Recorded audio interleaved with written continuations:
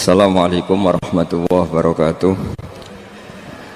Bismillahirrahmanirrahim. Nahmaduka ya ghafuru ya syakuru. Mashalli wa sallim barik ala sayyidina maulana Muhammadin wa ala alihi wa sahbihi asfa'in nama ba'du. Saya cerita sedikit tentang sejarah Idul Adha. Dulu ada seorang malaikat yang menjelma sebagai manusia dan beliau ini komunikasi dengan Nabi Ibrahim. Sebelum saya cerita jauh, saya katakan juga saya ingatkan lagi bahwa cara berpikir kita sebagai mukmin itu harus berpikir awalal khilqah. Awal kita dijadikan oleh Allah Ta'ala, yaitu Nabi Adam materinya dari tanah, nyatanya bisa jadi Nabi Adam. Kita dari sperma, nyatanya bisa jadi manusia. Dengan konstruksi yang sempurna. Dengan cara seperti ini nanti bayangkan kekuasaan Allah yang tidak terbatas menjadi mudah. Saya teruskan, si malaikat tadi tanya ke Nabi Ibrahim, saya minta kambing kamu. Oh ya silahkan. Asal kamu melantunkan kalimat tasbih, terus dibaca tasbih, indah sekali, merdu, terus bisa minta tambahan kambing, ya.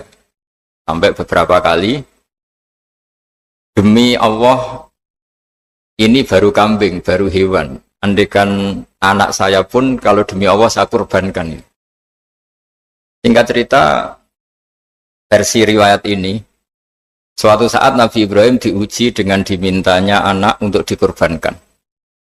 Ketika beliau atas nama seorang bapak agak keberatan, terus diingatkan ulang oleh Allah Ta'ala, janji beliau, demi Allah, anak pun saya kurbankan. Walhasil akhirnya beliau melakukan itu. Dan karena Allah hanya menguji, tidak niat betulan supaya anak itu disembelih, akhirnya diganti oleh kambing. Jadilah tradisi kurban itu pakai kambing. Kemudian secara fikih ada padanan-padanan yang cukup menggantikan kambing, yaitu ada sapi, ada unta, dan seterusnya, dan seterusnya. Yang menarik dari sekian referensi yang saya baca, dan ini harus disosialisasikan lah. Sebagian versi itu adalah bahwa Nabi Ibrahim ketika diangkat di alam malakut, di alam langit sana, itu ketemu Allah, kemudian Allah tanya, Ibrahim, banyak hamba-hambaku yang durhaka, tidak tahu saya sebagai Tuhannya. Terus kata Ibrahim, usul ya Fa'amidhum, bunuh saja ya Allah. Setelah itu tanya lagi, ada yang pezina, ada yang koruptor, ada yang pokoknya dosa-dosa yang buruk sekali. Dan di semua itu Nabi Ibrahim usul, mereka hidup di bumi engkau ya Allah, makan rezekimu ya Allah, maka mereka enggak sopan sekali, enggak ngerti engkau. Terus singkat cerita minta itu diadab, siksa. Suatu saat versi referensi ini di kitab Hikam, kalau di kitab saya halaman 15 juz 2, suatu saat Nabi Ibrahim itu diminta sama Allah menyembelih Ismail. Kita ini penting sekali. Setelah disuruh menyembelih Ismail, Nabi Ibrahim komplain, ya Allah, ini anak saya, samratu fuadi, buah hati saya, kenapa engkau seenaknya minta saya sembelih? Enggak bisa ya Allah, ini samratu fuadi, buah hati saya. Terus kata Allah, orang-orang yang durhaka yang kamu usulkan supaya saya bunuh itu hamba saya menciptakan mereka, dasar saya mencintai mereka, karena itu ciptaan saya. Anda enak saja usul saya matikan, saya bunuh. Sekarang ketika Anda usul, saya tidak mikir, kenapa ketika saya usul kamu mikir? Terus akhirnya Nabi Ibrahim mau oke ya Allah. Setelah itu terus semenjak itu Nabi Ibrahim itu begitu sayang sama hamba-hambanya Allah. Sehingga dari cerita yang paling masyhur, ketika Abu Bakar As-Siddiq begitu lemah lembut sama hamba-hamba Allah yang lain, Nabi Muhammad mensepadankan dalam hal ini sama Nabi Ibrahim, hati kamu sehalus Ibrahim. Yaitu Nabi Ibrahim, beliau akhir-akhir punya komitmen, faman tabi'ani fa innahu minni wa man asani fa innaka ghafurur rahim. Ya Allah, orang yang ikut sunnahku maka jelas bagian dari saya. Dan yang sedang durhaka, waman asoni, saya harapkan fa innaka ghafurur rahim, engkau maha pengampun, maha penyayang. Semenjak itu menjadi sunnatan muttaba'ah bahwa agama ini agama rahmatan lil alamin, bahwa melihat kemungkaran, melihat kebodohan, ketimpangan, itu komitmen kita ini membenahin, bukan menghabisin. Melihat kesalahan, komitmen kita ini in uridu ilal islaha mastata'tu. Komitmen kita ini ingin lebih baik, bukan mengacaukan dunia ini. Semenjak itu terus syariat-syariat Islam disebut anit tabi millata Ibrahim Hanifah, bahwa kita mengikuti millahnya Ibrahim. Sebab itu kemudian setelah ini menjadi sunnatan mutaba'ah, bahkan banyak ulama yang berpendapat ketika Rasulullah SAW mi'raj, itu dari sekian Nabi Ulul Azmi yang nggak ketemu itu Nabi Nuh. Nabi Nuh alaihissalam, padahal termasuk Nabi Ulul Azmi. Itu banyak yang menganalisis karena Nabi Nuh itu pernah berdoa, Rabbi la tadhar alal ardi minal kafirina dayaro. Nabi Nuh adalah Nabi yang pernah Toro Jawa masuk no kaumnya, mendoakan buruk sama kaumnya, dan itu tidak manhaj, tidak metode yang Nabi Muhammad disuruh ikut metode itu, tapi Nabi disuruh ikut manhaj atau pola sosiologi, pola dakwah atau pola sosial yang harus mengikuti Nabi Ibrahim anit tabi millata Ibrahim Hanifah. Nabi Ibrahim itu orang yang sangat lemah lembut, yang ngendikan faman tabi'ani fa innahu minni wa man asani fa innaka ghafurur rahim. Sebab itu teman-teman yang di Kanada, yang di mana-mana, kita ngikuti status ilmu hakikat. Di ilmu manusia, negara ini milik Kanada, milik Amerika, milik Eropa misalnya, atau milik mana sajalah. Tapi di status ilmu hakikat, semua itu milik Allah. Sehingga di antara ciri khas Islam adalah kalau dulu agama-agama lain harus salat di tempat peribadatan mereka, Islam mengatakan ju'ilat lanal ardu kulluha masjidan, semua bumi Allah itu masjid tempat sujud. Sehingga orang Islam fa'enama adrokatu sholat, kamu kapan saja ketemu waktu sholat, ya sholat, semua bumi Allah itu tempat sujud. Sehingga suatu saat sahabat yang biasa siaha, biasa hidup di perantauan, Nabi memberi nasihat, al-bilad biladullah wal ibad ibadullah, fahaitsuma asabta khairan fa'akim. Semua negara itu milik Allah, semua hamba dimanapun juga hamba Allah. Kamu di mana saja mendapatkan kebaikan, ya silahkan berdomisili di situ. Saya pernah di Korea, itu asik karena itu yang orang-orang katanya teman-teman, saya ini di rumah itu nggak kiai, Gus. Sering di sawah, sering di Tegal. Gara-gara di Korea jadi mufti, gitu. Karena nggak ada kiainya. Gitu. Jadi orang-orang yang nggak jadi kiai di Jawa, mungkin kalau di luar Jawa atau di luar Indonesia malah jadi kiai. Gitu. Artinya gini, pentingnya jadi kiai bukan menjadi gagah, itu enggak. Tapi begini, dulu bawaannya rakyat itu kan kalau ke masjid komplain, ada masjid bocor, kayak ada keran yang kurang baik.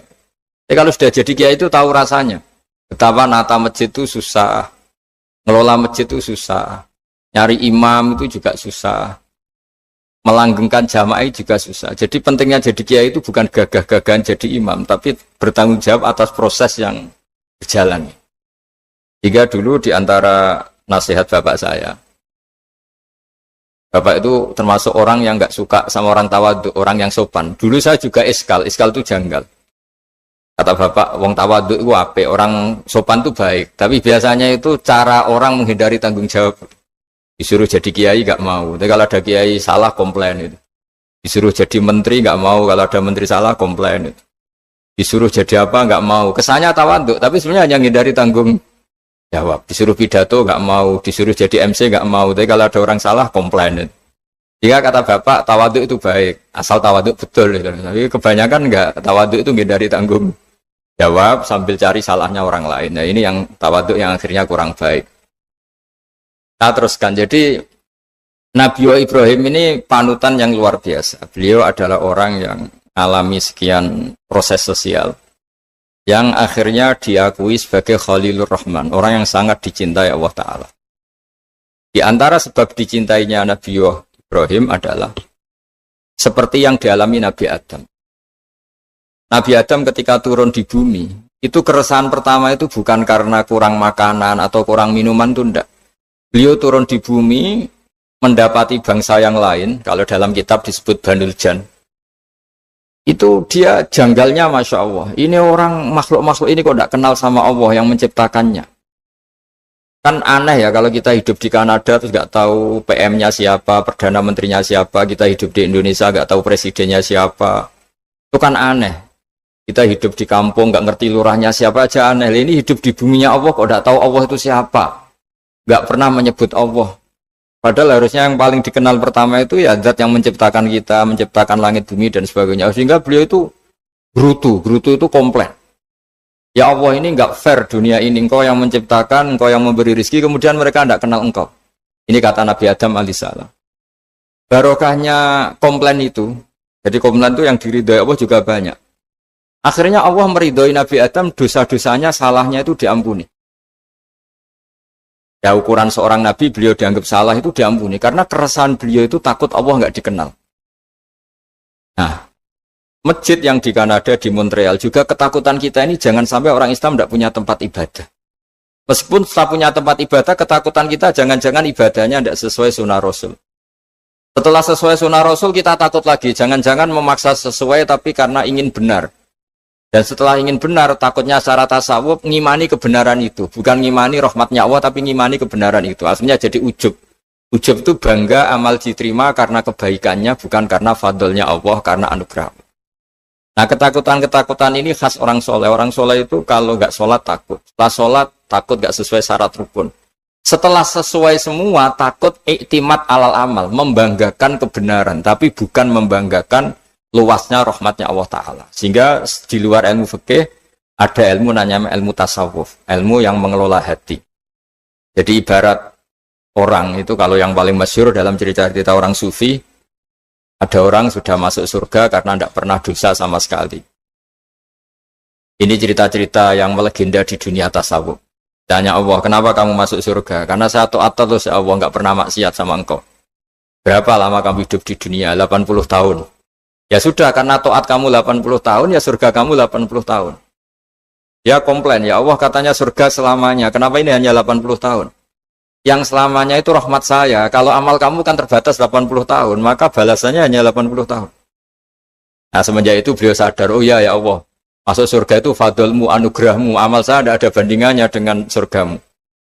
Nah ini jadi sehingga keyakinan ahli sunnah wal jamaah diantara ciri khasnya adalah masuk surga itu karena fadlnya Allah, karena anugerahnya Allah. Maksudnya itu oke, kita amal, tapi amal kita tetap terbatas. Tidak memberi kontribusi pada kerajaan Allah, pada kedikjayaan Allah sebagai Tuhan. Yang tidak terbatas adalah fadlnya Allah Subhanahu wa Ta'ala. Nah, keresahan-keresahan ini kemudian yang diwariskan oleh para nabi ke ulama-ulama. Di keresahannya ulama itu mirip-mirip keresahan nabi. Nabi dulu itu sampai dakwah, sampai sosialisasi kebenaran itu takut Allah itu la yuzkaru fi mulki. Allah tidak disebut, tidak menjadi aktor. Kan tidak fair kita misalnya nempat di negara orang terus nggak tahu duta besarnya siapa, terus kalau ngurus paspor di mana, ngurus visa di mana. Ini sama, kita hambanya Allah tapi nggak pernah ngurus status kehambaannya. Harusnya kita ngurus status kehambaan kita dengan sholat, berarti kehambaan kita hidup. Dengan baca tasbih berarti kehambaan kita hidup. Makanya dalam sebuah ayat disebutkan masuk surga itu gampang, yang susah itu kamu masuk status kehambaan itu. Makanya disebut ya aja Tuhan nafsul mutmainnah irji'i ila rabbiki radiyatan mardiyah. Pertama apa? Fadkhuli fi ibadi. Kamu harus masuk status sebagai hambaku dulu. Baru wadkhuli jannati, baru kamu masuk surga. Jadi orang boleh nikmati fasilitas negara lain kalau visa paspornya disahkan. Orang boleh masuk surga kalau status kehambaannya disahkan oleh Allah Subhanahu wa Ta'ala. Nah, lalu status kehambaan itu dimulai dari mana? Secara fisik kita sujud. Anggota tubuh yang begitu terhormat, namanya kepala, kita tundukkan kepada Allah Ta'ala. Hati kita, akal kita yang ingin menguasai dunia misalnya, ambisi itu kita kalahkan untuk hanya tunduk kepada aturan-aturan Allah Subhanahu wa Ta'ala.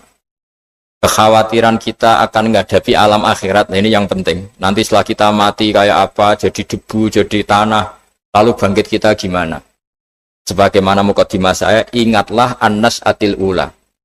Ingatlah penciptaan pertama, bahwa Allah punya reputasi menciptakan Nabi Adam dari tanah, Dan di tubuh Nabi Adam itu tersimpan calon generasi berikutnya ila yaumil qiyamah. Kayak apa susahnya bikin Nabi Adam kalau andikan kita boleh berpikir.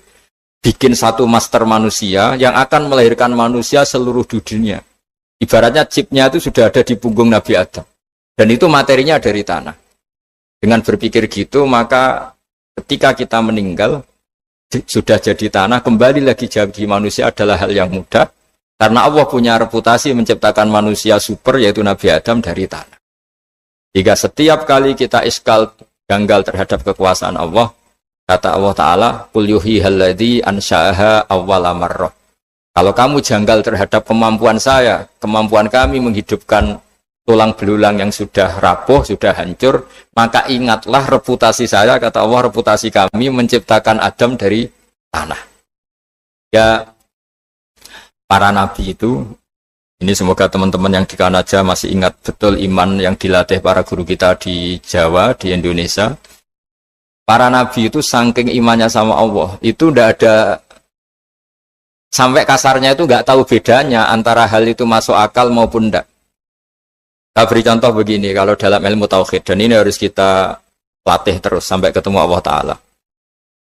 Ketika telur jadi ayam, itu sebetulnya itu kita juga tidak ikut mampu bikin telur jadi ayam. Tapi berhubung sering terjadi, kita bilang telur jadi ayam itu mungkin. Mungkin itu ya mungkin sering terjadi. Padahal sering terjadi ini juga tidak yang jenis kita ikut berkontribusi. Lalu ketika sering terjadi ini kita bilang itu mungkin. Padahal saat kita bilang mungkin, juga hakikatnya kita tidak ikut menciptakan telur menjadi ayam.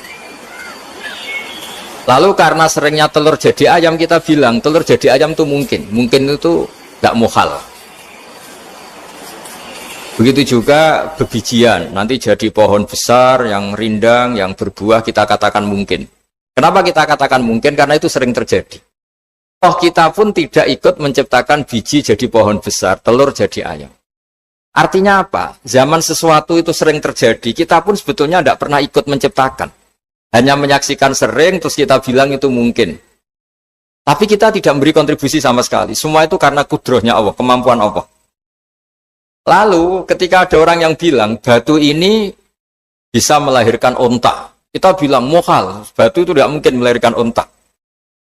Tapi kalau seorang nabi itu nggak tahu bedanya antara batu melahirkan onta dengan indukan onta melahirkan onta. Karena nabi-nabi itu makomnya sudah sangat tinggi. Ketika onta induk melahirkan onta juga tidak atas kemampuan onta induk. Onta induk tidak punya kemampuan menciptakan onta. Juga karena kudrohnya Allah Ta'ala. Jika kalau batu mengeluarkan onta juga mungkin kalau Allah menghendaki. Hingga ketika Nabi Soleh diminta kaumnya, apa bukti engkau Nabi? Tunjukkan ayat kalau engkau Nabi. Yang kamu minta apa? Seekor onta keluar dari batu besar ini. Nabi Soleh dengan entengnya berdoa sama Allah dan keluarlah onta keluar dari batu.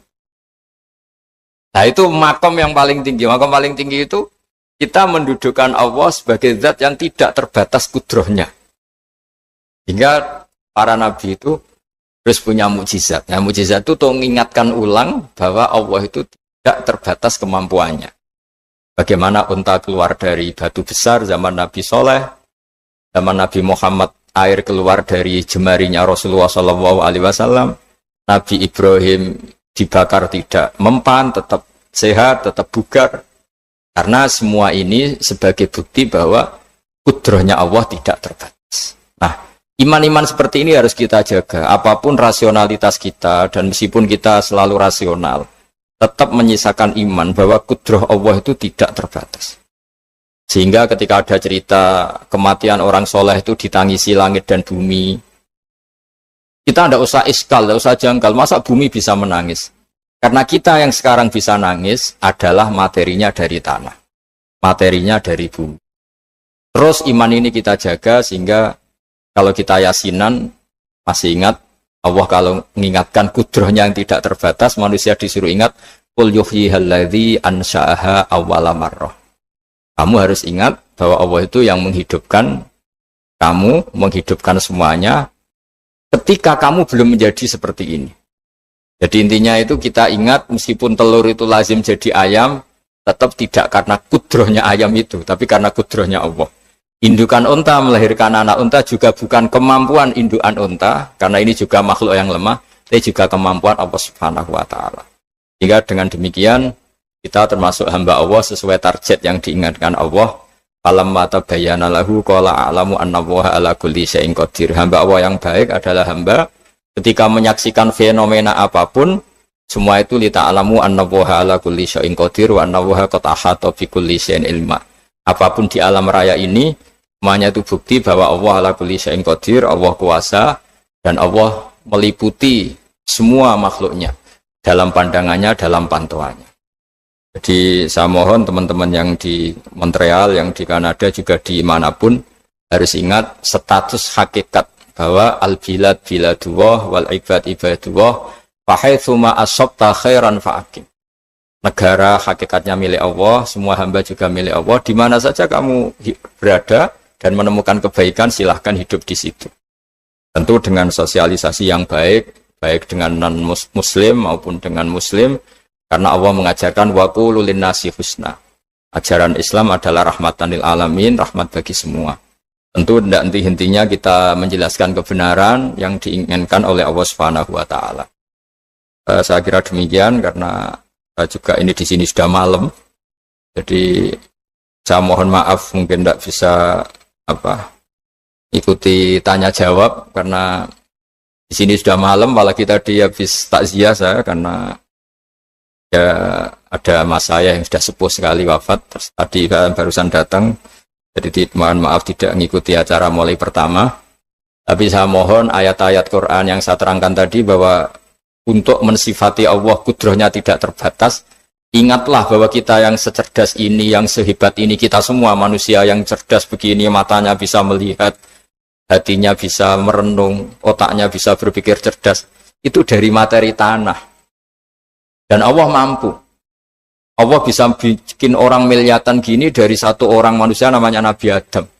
Kayak apa susahnya bikin konstruksi Nabi Adam kalau boleh dibahasakan. Dan itu Allah punya reputasi mampu.